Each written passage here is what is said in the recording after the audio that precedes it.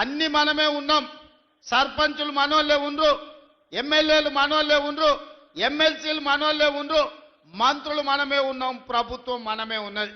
మరి ఏనైనా మన కాలనీలలో ఎవడన్నా అప్పి తప్పి బీఆర్ఎస్ వాడు కౌన్సిలర్ కార్పొరేటర్ అయితే ఇక వాడు మనకేమన్నా పని చేస్తాడా ఒకసారి ఆలోచన చేయండి. 10 ఏళ్ళు వాళ్ళే ఉన్నారు, 10 ఏళ్ళు పరిపాలన చేసిరు, మొత్తం తెలంగాణను దోసుకున్నారు, వేల కోట్ల రూపాయలు సంపాదించుకున్నారు. ఆస్తులు సంపాదించుకుంటే పర్వాలేదు, 7 అంతస్తుల మేడలు కట్టుకుంటే పర్వాలేదు, కానీ పెళ్ళా మొగుడు ఫోన్లలో మాట్లాడుకుంటే కూడా ఫోన్లు విన్నారా? ఇంత సిగ్గు తప్పినోడు ఎవడన్నా ఉంటాడా? వాళ్ళ బతుకు చెడా. పెళ్ళ మొగుడు మాట్లాడుకుంటే కూడా గా జోలి ఇంట ఆడా ఎవడన్నా? జడ్జిలను వదలలే, జర్నలిస్టులను వదలలే, ప్రతిపక్ష నాయకులను వదలలే, పెళ్ళ మొగుడు జోలి వదలలే, సినిమా తారాలు మాట్లాడుకుంటుంటే వాళ్ళను కూడా వదలలే. ఎవడు ఏది మాట్లాడుకున్నా వాని ఫోన్లలో ఏం మాట్లాడుకుంటుండో వీడికి ఎందుకయా? వీడేమన్నా మనిషేనా? అసలు మానవ జన్మ ఎత్తడానికి అర్హత ఉందా? మంది ఫోన్ తినేటోడు అసలు మనిషా? అన్నం తినేటోడు ఎవడన్నా పెళ్ళ మొగుడు మాట్లాడుకునేది వింటారా? అట్లాంటి సన్నాసులకు మన పోలీసు వాళ్ళు నోటీస్ ఇచ్చారు. మా జాతిపితకు నోటీస్ ఇస్తారని. ఎవరికి రా నువ్వు జాతిపితవు? ఎవడు నీ జాతి? వినోద్రావు నీ జాత? ఎర్రబల్లి దయాకరావు నీ జాత? కుక్కడపల్లి కృష్ణారావు గారు నీ జాత?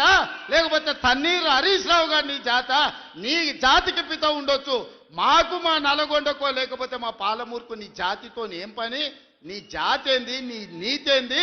నీలాంటోడు జాతి పితయి పెళ్ళ మొగుడు జోలి పెట్టుకుంటే కూడా ఫోన్ లేనే సన్నాసి నువ్వు జాతి పితవంటే ఎవడన్నా ఉంటే ఆత్మహత్య చేసుకుంటాడు, బాయిలో దుంకి చచ్చిపోతారు. సిగ్గుతోని తల వంచుకోవాలి. ఇట్లాంటి ఘోరమైన క్రూరమైన నేరాలు చేస్తే పోలీసు వాళ్ళు పట్టుకొచ్చినట్టు వానికి ముఖానికి ముసుగు తొడిగి కండ్ల కాడికి ఇట్లా పొక్కలు పెట్టి పట్టుకొస్తారు. ఆయన ముఖం మందికి చూపియొద్దాడు.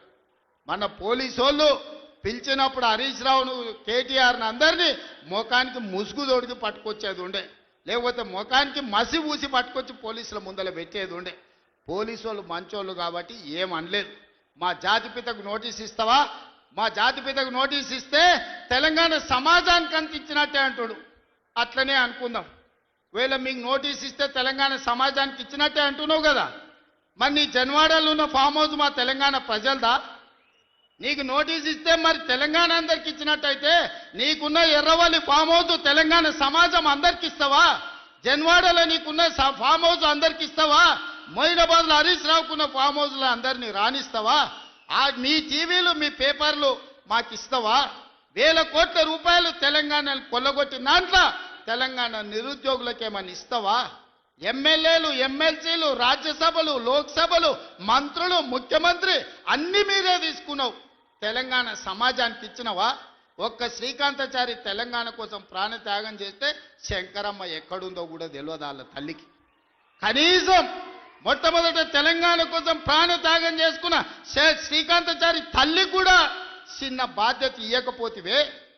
జాతిపిత అంటే ఎవరయ్యా అంటే తెలంగాణ కోసం సర్వం త్యాగం చేసిన ప్రొఫెసర్ జయశంకర్ జాతిపిత అవుతాడు. లేకపోతే ఆంధ్రప్రదేశ్లో పార్టీ చచ్చిపోయినా, తెలంగాణలో అధికారం కోల్పోయినా, కేంద్రంలో ప్రభుత్వం పోయినా పర్వాలేదు అని తెలంగాణ రాష్ట్రం ఇచ్చిన సోనియమ్మ తెలంగాణ తల్లి అయితే తప్ప నీలాంటి దోపిడీదారుడు, దొంగ, లుచ్చ నువ్వెట్లా జాతిపితమవుతావని నేను అడగదలుచుకున్న. మిర్యాలగూడ నుంచి సిగ్గులేని మాటలు మాట్లాడతారు. ఇవాళ చేసిన తప్పులకు తల వంచుకొని ముక్కు నేలకు రాయాలి. తెలంగాణ సమాజం ముందల తెలంగాణ సమాజాన్ని క్షమాపణ అడగాలే తప్ప ఇవాళ ఇంకా సిగ్గులేని మాటలు మాట్లాడుకుంటూ బీఆర్ఎస్ వాళ్ళు తిరుగుతారు. ఇక ఈడ కూడా మీ దగ్గర ఒక ఆయన ఉన్నాడు, నక్క చిత్తుల భాస్కర్ రావు అని. ఎవడయా భాస్కర్ రావు? ఎవడు? జానారెడ్డి చెప్పులు మోసినోడు కాదా? జానారెడ్డి ఇంట్లో నీళ్ళ సీసాలు మోసినోడు కాదా?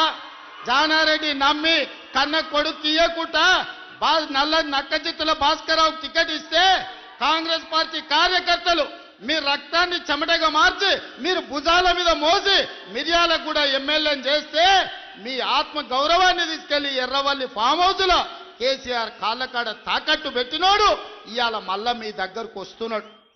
గాయన మనకు నాయకుడు. ఒక్కసారి ఆలోచన చెయ్యండి. ఇవాళ ఈ నక్క చిత్తుల భాస్కర్ రావు ఇవాళ మనోళ్ళు నామినేషన్లు వేస్తే బెదిరిస్తుండంట మీరు వాపసు తీసుకోవాలని. చింతపండు అవుతుంది భాస్కర్ రావు, నువ్వు అనుకుంటున్నామేమో. ఈ వేదిక మీద ఉన్న మేము ఎవరం జానారెడ్డి లాగా పెద్ద మనసు ఉన్నోళ్ళం కాదు. చింతపండు అవుతుంది నువ్వు అనుకుంటున్నావో, నీ తెలివితేటలన్నీ కత్తిపెట్టు, పోతావు మళ్ళా ఖమ్మం ఇట్లకెళ్ళ కూడా ఉండవు. నువ్వేదో తెలివితేటలు అనుకొని ఇక్కడ ఉన్నోళ్ళని బెదిరిస్తా, నాకు జానారెడ్డి సార్ తెలుసు, నాకు రఘువీరెడ్డి సార్ తెలుసు, లేకపోతే నాకు సుఖేందర్ రెడ్డి సార్ తెలుసు, ఈపులు వలిగేటప్పుడు అడ్డం వస్తారు అనుకుంటున్నామేమో. ఎవరు అడ్డం రారు, వాళ్ళందరూ నాకు చెప్పారు పలగాల్సిందే చింతపండు కావాల్సిందే భాస్కర్ రావు కానీ. వాళ్ళందరిని అడిగినా ఏం సంగతి అని, ఇక ఏం లేదు చింతపండు కావాల్సిందే, చింతపండు చేయ అని చెప్పారు. అందుకే కాంగ్రెస్ పార్టీ కార్యకర్తలకు నేను చెప్పదలుచుకున్నా, ఎవరు భయపడాల్సిన పని లేదు. ఇట్లాంటి నక్క చిత్తులో చాలా మంది వస్తుంటారు. ఈ వినయాలన్నీ మన దగ్గర వనికిరావు. నమ్మి ఎమ్మెల్యేని చేస్తే మీరే నాగార్జున సాగర్ ఉప ఎన్నికలు జానారెడ్డిని ఓడగొట్టడానికి ఇల్లు తిరిగిండు. ఇంతకంటే మోసగాడు ఎవడని ఉంటాడా? ఇట్లాంటి మోసగాళ్ళని గెలవనిచ్చారంటే మిర్యాలకు కూడా గౌరవమే పోతుంది. అందుకే మిత్రులారా, ఈ మున్సిపల్ ఎన్నికల్లో ఈ వేదిక మీద నుంచి నేను ఒక్కటే మాట చెప్పదలుచుకున్నా. మిర్యాలగూడ నల్గొండ జిల్లాలో ఉండే 18 మున్సిపాలిటీల మీద నాకేం ఆలోచన లేదు, నాకేం రంది లేదు. 100% మీరు గెలిపిస్తారు, నాకు నమ్మకం ఉంది. కానీ రాష్ట్రంలో 123 గెలిచి తీరాలి. ప్రజలకు ఈరోజు సంక్షేమం అందాలి అంటే, తెలంగాణ రాష్ట్రం అభివృద్ధి జరగాలి అని అంటే, ఈ 2 ఏళ్లలో తెలంగాణ మున్సిపాలిటీలలో 17,472 కోట్ల రూపాయలు మనం ఖర్చు పెట్టినాం. కేవలం నల్గొండ జిల్లా మున్సిపాలిటీలకు 2,028 కోట్ల రూపాయలు ఖర్చు పెట్టినాం. మీ మిర్యాలగూడ మున్సిపాలిటీలో 295 కోట్ల రూపాయలు నిధుల మంజూరు చేసినాం. ఇవన్నీ మీ సమస్యలకు పరిష్కారం సరిపోతాయంటే సరిపోవు. భవిష్యత్తులో వేల కోట్ల రూపాయలు తీసుకొచ్చి మీ మున్సిపాలిటీలను అభివృద్ధి చేసే బాధ్యత నాది. మున్సిపల్ శాఖ నా దగ్గరనే ఉంది, స్వయంగా నేనే పర్యవేక్షిస్తున్నా. మీ మిర్యాలగూడానికి ఏం కావాలనో, నల్గొండ మున్సిపల్ కార్పొరేషన్కి ఏం కావాలనో, నాగార్జున సాగర్ల ఇండ్ల పట్టాలు ఇచ్చారు, కొన్ని పెండింగ్ ఉన్నాయి. జయవీర్ వచ్చి నాకు చెప్పిండు, ఎన్నికలు అవ్వంగానే మీ నాగార్జున సాగర్లో ఉన్న మున్సిపాలిటీ నందికొండలో ఉన్న ఇండ్ల పట్టాల సమస్యను కూడా ఇవాళ పరిష్కరించే బాధ్యత మన ప్రభుత్వం తీసుకుంటుంది. అందుకే ఇవాళ వడ్డించేటోడు మనోడు ఉన్నాడు, కానీ అడిగేటోడు కూడా మనోడు ఉండాలి. ఎవడన్నా అవతలోడు ఉంటే మంత్రులను అడగడు, మంత్రుల దగ్గరికి ఓడు. మనోడై ఉండాలి, మంత్రుల దగ్గరికి పోయేటోడు ఉండాలి. వెనకటికి పెద్దోళ్ళు చెప్పారు, మట్టి పనికి పోయినా ఇంటోడే పోవాలని. మరి ఇవాళ మీ మున్సిపాలిటీలు గెలవాలంటే కౌన్సిలర్లు, కార్పొరేటర్లు మనోళ్ళు ఉండాలి. అందుకే ఆలోచన చేయండి. 2 ఏళ్లే పూర్తి అయింది, ఇంకా 8 ఏళ్ళు మనమే అధికారంలో ఉంటాం. ఈ 8 ఏళ్లల్లా మీ మున్సిపాలిటీలను అద్దమోలే తీర్చిదిద్దే బాధ్యత మనం ప్రభుత్వం తీసుకుంటుంది. పక్కనే మా పద్మక్క ఉన్నది, కోదాడల ఏకగ్రీవం చేపించింది. పద్మక్కను మనస్ఫూర్తిగా నేను అభినందిస్తున్నా. ఇవాళ మున్సిపాలిటీలలో మన ఎన్నికల్లో మనం గెలవాలి. మనం ఈ గెలిస్తే పేదవాడు గెలిచినట్టు. ఈ ఎన్నికల్లో గెలవడం ద్వారా మీ బస్తీలు అభివృద్ధి జరుగుతాయి, మీ కాలనీలు అభివృద్ధి జరుగుతాయి. అభివృద్ధి జరగాలంటే అధికార పార్టీ గెలవాలి. అప్పుడే మీకు నిధులు వరదై పారుతాయి, మీ ప్రాంతాన్ని అభివృద్ధి చేసుకునే అవకాశం ఉంటుంది.